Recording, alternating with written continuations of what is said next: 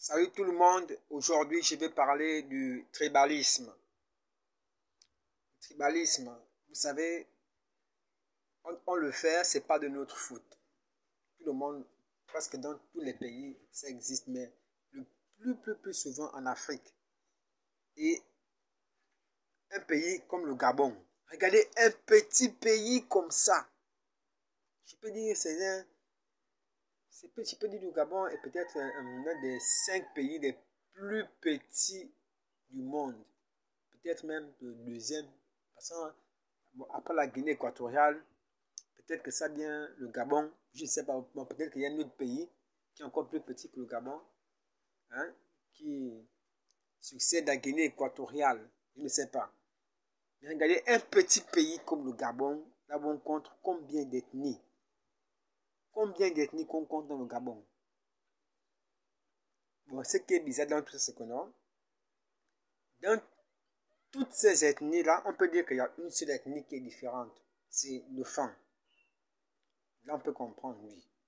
Bon, maintenant, le reste là, quand on regarde bien, quand on vérifie bien leur culture, leur tradition, leur manière de faire les choses, on a l'impression que non, c'est comme si c'était une seule ethnie, un seul peuple, qu'on a fini de diviser en plusieurs trucs différents. Ce qui change seulement, c'est quelques petits trucs, quelques petits mots de vocabulaire, quelques petits trucs de la tradition, des, des, des, des malentendus, tout et tout, les trucs comme ça là. On a l'impression que c'est ce qui les divise, ou bien on les a tout simplement expressément divisés comme ça là, je ne comprends pas vraiment. Hein? Quand tu regardes les Vili, tu regardes les Ponou, tu regardes les Nzembi, tu regardes les Kota, les Obamba, les Miene, tu regardes tout ça. Même quand tu entends leur accent lorsqu'ils s'expriment en français, tu sens que non, ce sont des gens de la même famille qui ont juste vu des malentendus. Ils se sont divisés comme ça, alors que non, c'est tout ça, c'est la même chose. Tout ça, je suis sûr que c'était la même chose. Ils reviennent tous d'une même famille.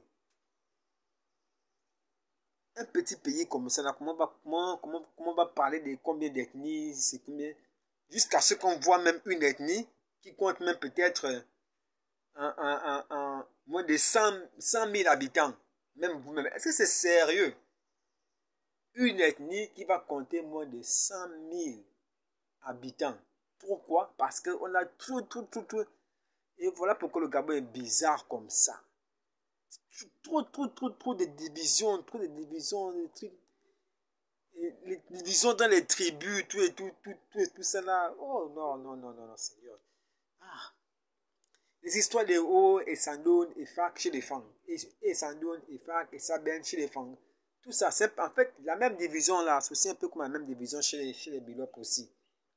Même chez les femmes, il y a trop de divisions, trop de noms bizarres. Tu vas entendre Boulou, tu vas entendre des Kang, tu vas entendre c'est pareil, de la même manière que les Bilop là sont divisés là avec beaucoup d'ethnies, c'est comme ça que les femmes aussi, il y a aussi beaucoup, ils sont encore beaucoup, ils sont encore des malentendus. Bon, on va continuer. Vous savez, chaque, hein, chaque peuple est un peuple à part. Les Fang sont un peuple. Les Nzembi sont un peuple. Chaque peuple a droit à sa terre. En temps réel, un peuple ne peut pas se mélanger avec un autre peuple et dire qu'ils vont vivre ensemble. Non. Qu'est-ce qui va se passer? Il y aura forcément la guerre. Il y aura forcément la guerre. Il y aura forcément le tribalisme. Il y aura forcément... on appelle ça comment? En tout cas, c'est pas grave. Ils ne peuvent pas bien s'entendre parce qu'ils ne parlent pas la même langue, ils n'ont pas la même tradition, ils n'ont pas la même culture. Ils ne font pas les choses de la même manière. Ils ne peuvent pas bien s'entendre. Il y aura forcément la guerre. Même si cette guerre n'est pas visible, il y aura une guerre invisible. Une guerre technique. une guerre professionnelle qui va se passer. Il y aura d'autres qui seront tristes, il y aura d'autres qui seront souriants, qui seront contents. Il y aura d'autres qui seront bien éduqués, il y aura d'autres qui seront mal éduqués. Ça dépend de l'ethnie qui est plus intelligente. Dans le cas du Gabon, nous savons déjà que l'ethnie Nzebi est plus intelligente que l'ethnie Fan. Ça, c'est pas à... On ne peut plus revenir là-dessus. Voilà pourquoi moi, personnellement, j'apprécie les Nzebi. Moi-même, je suis Fan. Mais lorsque je regarde comment les frères Fan se comportent, j'ai honte. Lorsque je vois comment les Nzebi se comportent, je suis fier. Alors oui, ça c'est un bon exemple. Quand même un bon exemple. Ça suffit déjà quand même. Le simple fait de respecter l'autre qui est de la même ethnie que toi, c'est déjà beaucoup. Mais chez les femmes, ce n'est pas le cas. C'est très. Le mal est en excès. C'est trop. Jusqu'à un degré que un oncle va même vouloir tuer son fils à cause des femmes. C'est trop. Je ne suis pas là pour critiquer. Et il faut savoir que si nous sommes rassemblés aujourd'hui, ce n'est pas de notre faute. Un fond n'est jamais venu. Les fonds et les bilopes ne sont jamais rassemblés pour vivre ensemble. Ça ne s'est jamais passé. Pour se rassembler pour vivre ensemble, c'est d'abord dans la tête. Ça se passe. On ne s'est jamais rassemblé pour vivre ensemble. Ça, jamais. Mais qu'est-ce qui a fait en sorte qu'on vive ensemble? C'est la colonisation. C'est la colonisation qui a fait en sorte qu'on vive ensemble. On a été colonisé. Hein? On a divisé une partie des fonds qu'on a laissé au Gabon, une autre partie de la Guinée équatoriale, une autre partie du Cameroun. Il y a même une autre partie encore qui est vers le Congo là-bas. Hein? Mais ils n'ont plus l'accent fond parce que ils parlent le lingala. Parce que le lingala, c'est la langue nationale du Congo. Ils parlent le lingala, donc ils n'ont plus l'accent fond. Et ils ont déjà aussi des noms, des bilopes, tout et tout. Donc, ils ont déjà changé. Bon, maintenant, on a été colonisé. Pareil que pour les Nzebi. Tu vas voir une partie au Congo. Il y a même d'autres que tu vas quand même aller trouver même en Angola. D'autres qui sont aussi au Gabon. Vous voyez toutes ces divisions-là. Ce n'est pas nous-mêmes qui nous sommes divisés. C'est la colonisation qui nous a divisés. Et voilà comment on se retrouve entre peuples qui ne partagent pas les mêmes avis, qui ne partagent pas les mêmes idées, qui ne partagent pas un même état d'esprit. Mais on est là comme ça, on vit comme ça. Bon, maintenant, qu'est-ce qu'on va faire? On nous a forcés à vivre ensemble. Ce n'est pas aujourd'hui que ça s'est passé. Ça s'est passé il y a déjà des siècles. On vit ensemble. La colonisation nous a fait vivre ensemble, forcés. Maintenant, est-ce que nous devons continuer à vivre comme ça? Il y a deux solutions. Soit les fonds libèrent le Gabon, soit les Nzebi libèrent le Gabon. Soit les fonds retournent vers la Guinée et le Cameroun, soit les Nzebi retournent vers le Congo. Mais ce qui est sûr, c'est que ce n'est pas possible. On est déjà habitué à cette vie-là. Bon, maintenant, puisqu'on est déjà habitué à vivre là, ensemble, qu'est-ce qu'on doit faire? Qu'est-ce qu'on doit faire, hein, pour donner la poisse à ceux qui pensent que non, on ne peut pas vivre ensemble. Parce que quand on nous fait vivre ensemble comme ça, alors que nous sommes différents, c'est que non, on veut qu'il y ait de la guerre. C'est maintenant à nous-mêmes de réfléchir comment on doit faire pour vivre en harmonie. C'est à nous-mêmes de réfléchir comment on doit faire pour vivre en harmonie. C'est à nous-mêmes de changer de comportement. C'est à nous-mêmes de nous mélanger. Parce que c'est ce que l'ennemi veut. L'ennemi veut que nous on vive ensemble mais divisés. Le but de l'ennemi c'est qu'on soit divisés. Que nous on vive dans le stress, dans la guerre, dans le mauvais cœur. C'est maintenant à nous-mêmes de voir que nous voici, la colonisation nous a déjà rassemblés. On n'a plus d'autre choix que de vivre ensemble, que de nous organiser pour qu'on puisse vivre ensemble sans distinction de langue, sans distinction de culture, de tradition, que les uns acceptent les autres tels qu'ils sont. Hein, tout en sachant que nous avons une terre commune. Le but est que nous puissions nous entendre sur cette terre commune, que nous puissions vivre ensemble, en société,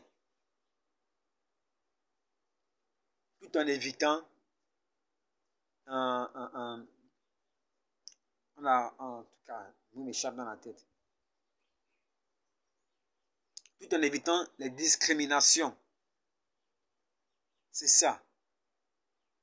Vivons en société tout en évitant les discriminations. Il faut se mélanger. Il faut se mélanger. Le constat est que l'ethnie la plus repoussée du Gabon, c'est le Fang. Pourquoi? Parce qu'à sa cause de son caractère. Le Fang, tout le monde sait que le Fang est très mal éduqués. Ça, c'est ça. C'est vrai qu'ils sont accueillants, mais ils sont aussi très mal éduqués. Mais par contre, les Zébis ne sont pas accueillants, mais entre eux-mêmes, ils sont bien éduqués. Donc, le truc, c'est que il faut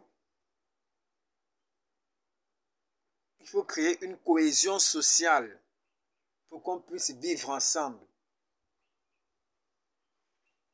Qu'on puisse vivre ensemble, pour qu'on puisse devenir un. On n'a pas le choix. La colonisation nous a réunis, nous a mélangés. Il faut qu'on se mélange bien et qu'on s'entende bien.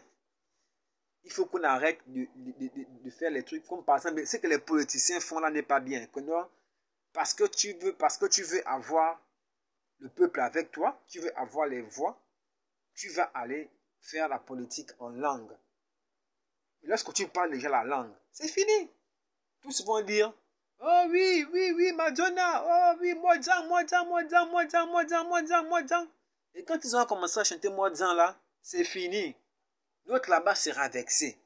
Il va se dire que non, mais putain de merde. Eux là-bas, ils parlent en langue. Donc ça veut dire que ce que moi qui suis fan là, je vais venir dire là, ça n'aura aucune valeur. Ce que moi qui ne suis pas fan là, je vais venir dire n'aura aucune valeur. Si par exemple je suis une Zébi et que l'autre là-bas, un adversaire politique, est par exemple fan, et qu'il est par exemple au Grand Nord, il parle enfant. Il fait la politique enfant. Mais c'est déjà une sorte de tribalisme déjà d'abord. Parce qu'il parle déjà le fang, donc tous ceux qui sont là-bas n'ont rien à foutre de ce qu'il raconte. Tout ce qui les intéresse, c'est que c'est le fang qu'il parle. Ils sont contents. Et moi, disant, vous voyez, c'est ça. Et l'autre là-bas qui n'est pas fan, quand il va venir à son tour, il ne va pas parler en fan, il va parler en français. On va le critiquer que non, oh, il n'est pas fan. Il n'est pas fan. Pareil que l'autre côté là-bas aussi. L'autre parle en Nzembi là-bas. Tout le monde est là. Eh, moi.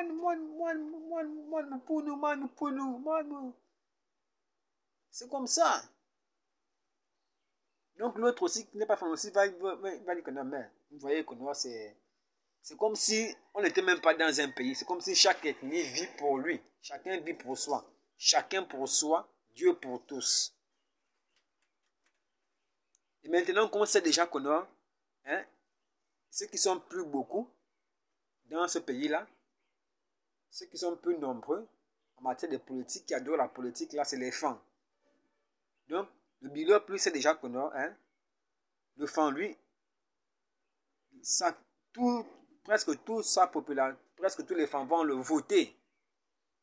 Donc le bilan plus c'est déjà que non, ah bon, comme les femmes sont beaucoup là et soudés dans la politique, ils vont tous le voter. Donc ça ne vaut même la peine, hein, de vouloir leur présenter mon projet, leur dire quoi, parce qu'ils ne vont rien écouter.